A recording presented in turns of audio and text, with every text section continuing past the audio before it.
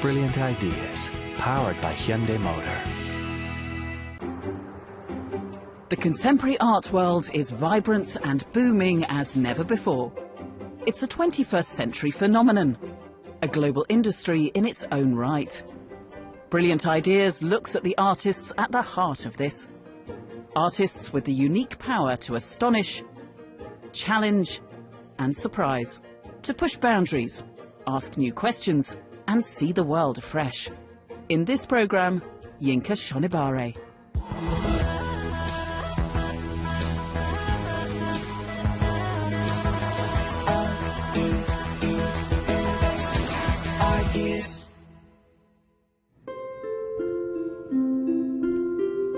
Welcome to the magical world of Yinka Shonibare, the British-Nigerian artist who works across a variety of forms including painting, film, sculpture and dance, creating pieces that are full of wit, colour and fantasy.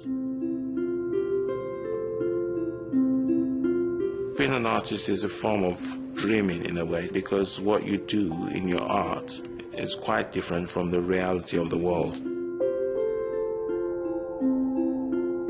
Being an artist is a place of escape from the terrible things that sort of happen in the world.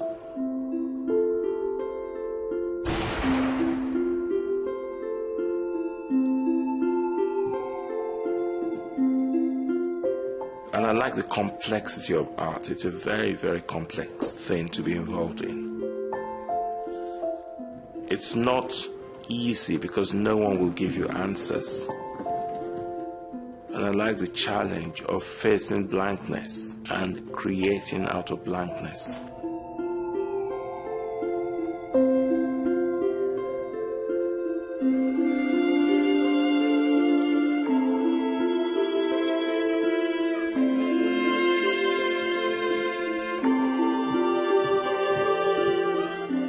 I'm somebody who likes to sort of reflect and think about society generally and express things in a very engaging way, but in a kind of fun way. My name is Yinka Shonibare and I'm an artist. With Yinka, he's stepping sort of so beautifully between issues and between forms of work, and he said himself that his job as an artist is to create a wonderland, to enchant, to engage people. And that's the beauty. You're seduced into these works and little by little they reveal themselves.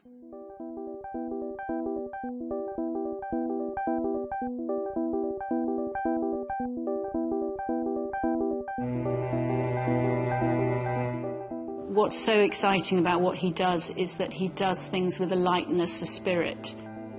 I think a lot of artists feel they have to carry the weight of the world on their shoulders, particularly artists from the African continent, and to see him address really important issues in a light-hearted way that entertains the audience is a really important part of what art making's about.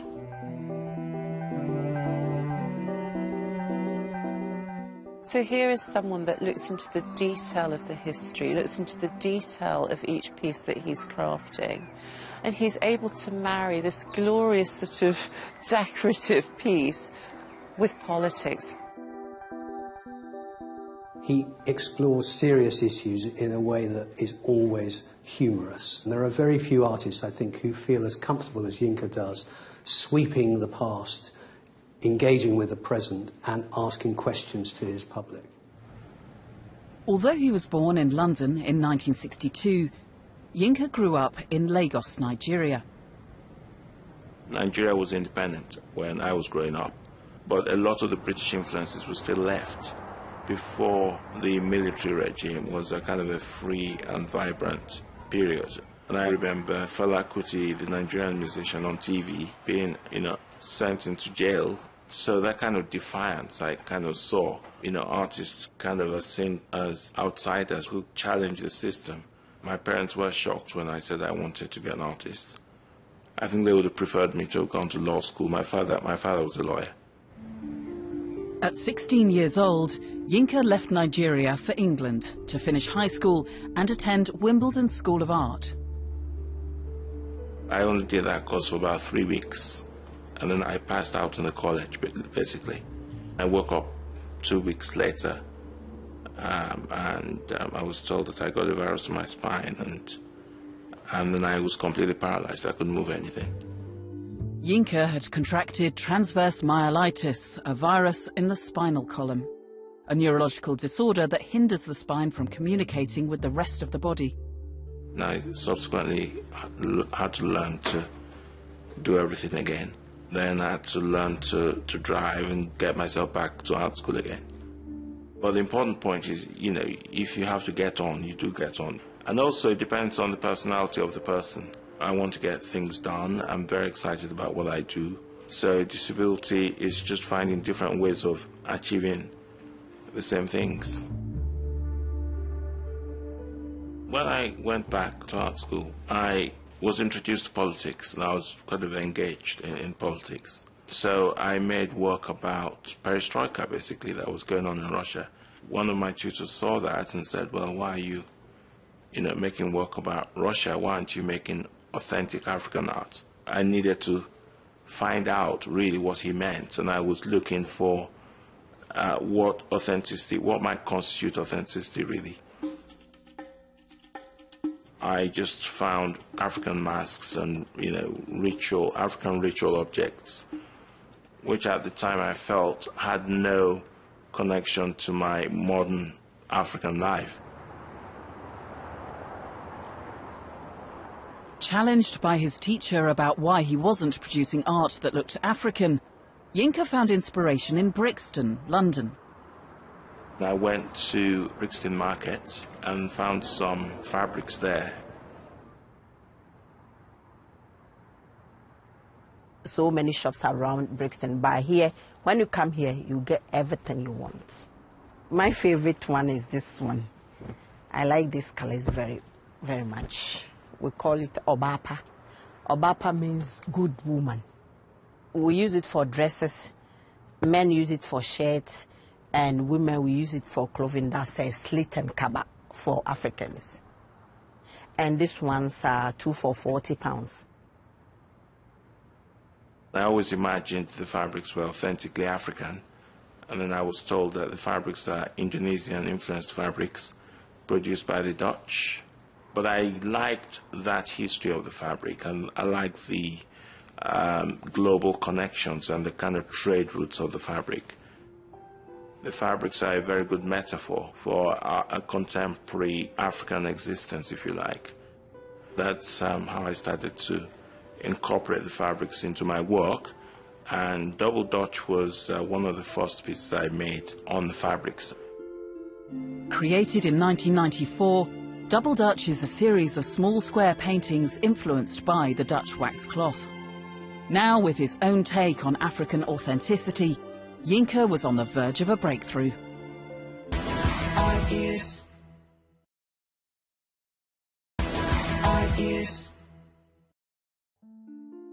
As a young British Nigerian artist, Yinka Shonibare was working in London in the 1990s. His signature use of Dutch wax cloth was gaining him recognition within the art world. I was in an exhibition with a friend, and Charles Saatchi came in. Charles Saatchi was collecting a lot of art at that time. He was collecting contemporary art. In fact, he was probably the only person collecting contemporary art. He liked my work. Soon after that, I then sold my work to Charles Saatchi. Even Yinka could not have known how much this chance encounter with Charles Saatchi would affect his career as an artist. Finding his stride, he won the prestigious Paul Hamlin Award in 1998. The Paul Hamlin Award was an award for my projects generally. I'd moved into photography by the time I got the Paul Hamlin Award. I had photographs on the London Underground, a series called Diary of a Victorian Dandy.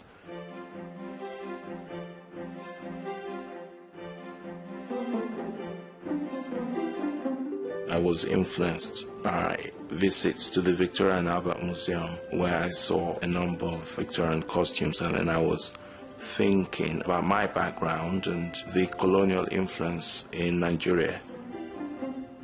The Paul Hamlin Award made it possible for me to give up my day job and focus on everything I needed to do with the work. In truth, I wasn't very aware of Yinka except by name until the Sensation exhibition at the Royal Academy, which I think was the autumn of 1997. Seeing him and his work take its place on this stage of exciting contemporary artists was a revelation to me. He was different in the gentleness and the exuberance and what seemed to me the optimism of his work, yet infused with a slightly menacing, strange undertone.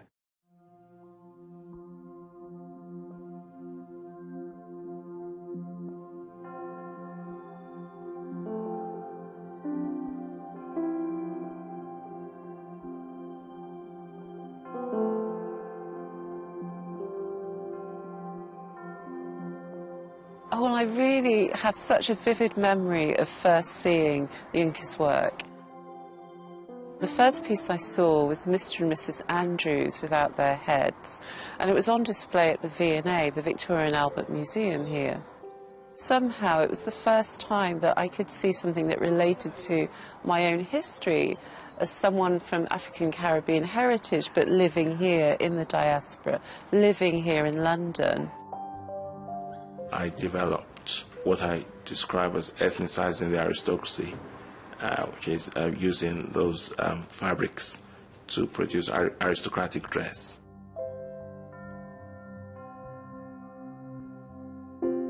I decided not to show the heads because I didn't want my figures to have a fixed race, and I wanted to be more like metaphors as opposed to specific individuals.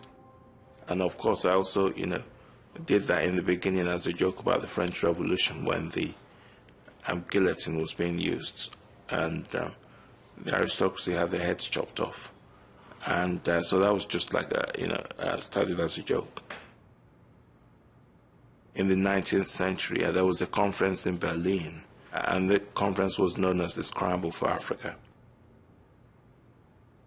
The European countries took it upon themselves to do this without actually asking the local people if that's what they would actually want. Quite difficult to force people together to be in a country. Nigeria being a very good example of that, and that's really a legacy of colonialism that's been explored in that work. I found this building in Hackney.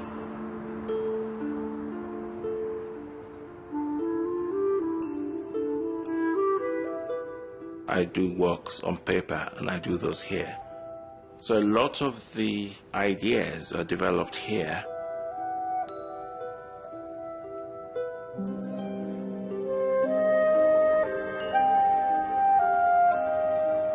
Depending on how much work is required, I work with a number of fabricators. A fellow costume maker was approached to work with Yinka and felt that her cutting skills weren't up to it and thought that it would be up my street, and it is, and I love it, and I've been doing it ever since. Dee is very good, and she's able to interpret what I want, and it seems to work quite well. Most of the communication happens through Alva, who would be Yinka's right-hand woman. The whole creative process comes about through Yinka and Alva having a meeting and discussing costume design that the figure will wear, and Yinka chooses the fabrics. This is what we would get from Yinka. The fabric's cotton, so it's not a difficult fabric to work with, but the patterns create a challenge in themselves. And visually, I always feel as though the patterns should be mirrored on the body. That's a challenge because they're always in quite a dramatic pose. The patterns aren't symmetrical. I think Yinka has referred to it as his voice, so I always think of that. So you have this person that's both an artist and a designer, something in between, but he's also a political activist, if you care to look beneath the playfulness. He's also a philosopher. He's someone that uses cloth to speak about many things. In 2010, Yinka turned his hand to public art and on the grandest of stages. Nelson's Ship in a Bottle for London's Trafalgar Square.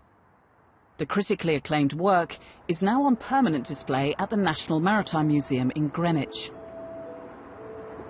Nelson's Ship in a Bottle is the battleship of Admiral Lord Nelson, who won the Battle of Trafalgar.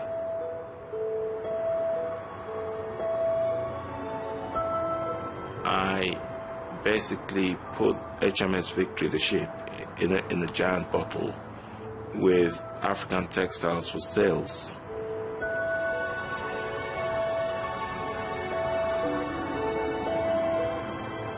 It was very well received. It looked magical in Trafalgar Square. It related directly to Nelson and the whole panoply of sort of imperial might and the establishment of the British Empire. But at the same time, it plays fun with it and rather ridicules it because he puts his flagship into a bottle and turns it into a souvenir.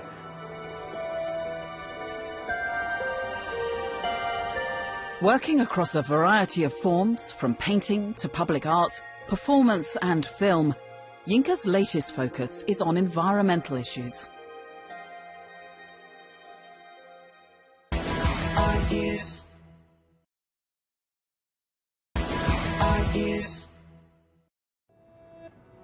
Celebrated artist Yinka Shonibare is known for his bold and colourful work, which engages with contemporary issues.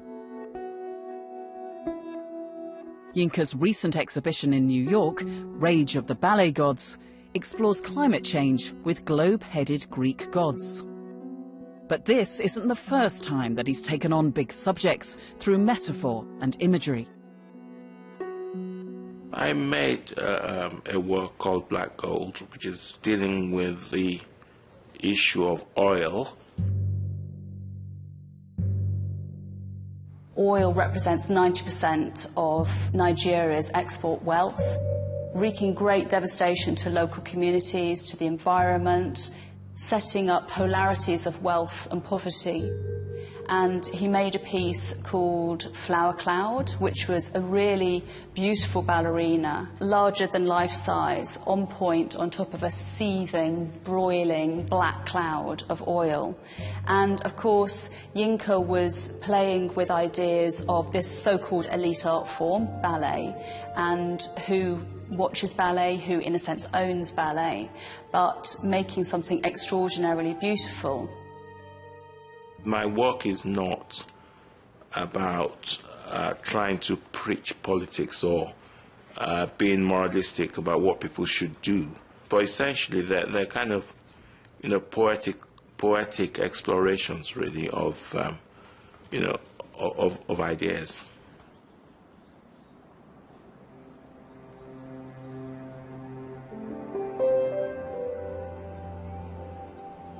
I'm in sympathy with some of the ideas of William Morris. William Morris was a socialist and he was very inclusive. He believed in an egalitarian society. There's a complete meeting of minds, I feel, between William Morris and Yinka. Both have this joy around the decorative, both have a political side, both have a philosophical side, and so both of them, for me, epitomise this idea of art for everyone, beauty in and through the everyday. I mean, he wanted ordinary people to have nice designs, but, ironically, no ordinary person can afford them, but things are kind of very well crafted and very nice. So I very much like what he stood for. In the spirit of William Morris's egalitarianism, I wanted to produce a project that was inclusive.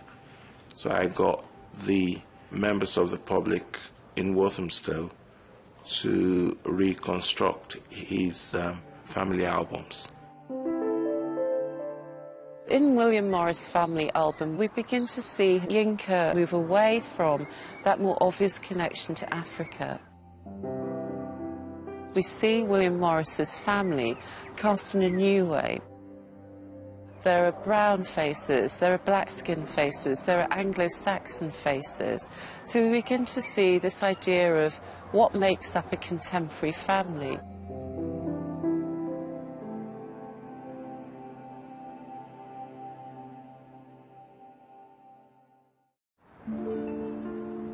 Yinka Shonibare's celebrated position has enabled him to be an artist for the people. Within his studio, there's a project space, a platform for emerging artists to show their work. Generally, the idea is to have more of a kind of socially engaged studio. And the idea is also to encourage independence. They fund their own projects, they raise money for their own projects, they do the marketing, and they put up their own exhibitions, and they get a residency in the space for 1 month. But they're free to come and go as they wish. They can either use the space to make work or to just do the exhibition. And they do a number of education projects like screenings and talks and so on, or parties. You know, it's up to them really. We want to cast a net far and wide to get as many people to come down. It's about broadening the community and getting people into the space. And any art form, it's not just art, fine art. We'd like to have dancers and circus performers we've had before. So it's just a way to mix things up a bit. It's become quite expensive around this area as well for artists to rent a space. So while it's got a great reputation and a great audience around, sometimes there aren't the opportunities for the actual artists and new artists and young artists who aren't already established to show their work. Things are different now in the sense that art's much more established as a profession. When I was growing up, it was actually a profession to avoid. It was not even considered as a profession. I think it's good that there is a proper market, and especially as the world has actually opened up, so art has become much more global.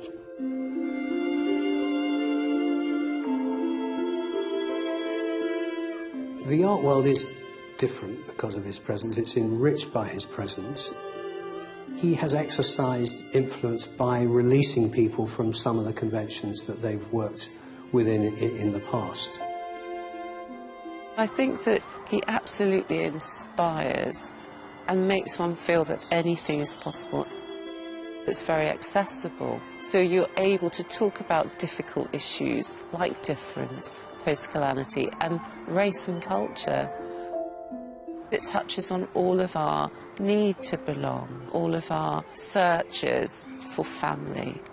And I think that's the strength of this, because it shows that there's a connection between Yinka's work and everyone. You know, the human experience really is what he's talking about. His voice has been heard for a while, and I think he's influenced a lot of African artists. He's part of the establishment, and that's not something that we would have expected 20 years ago. He just wants to make really good art that he's proud of, and that's a real inspiration.